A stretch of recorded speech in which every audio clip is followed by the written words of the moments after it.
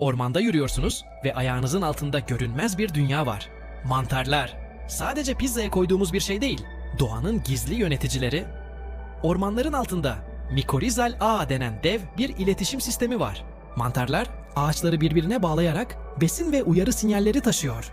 Büyük ağaçlar zayıf olanlara besin gönderiyor. Kısacası doğanın sosyal ağı.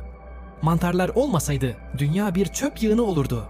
Hatta bazı mantarlar radyasyonu bile emebiliyor. Çernobil'de keşfedilen mantarlar gelecekte uzay yolculuklarında bile kullanılabilir.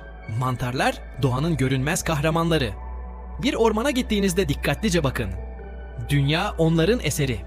Daha fazla doğa sırrı için takip etmeyi unutmayın.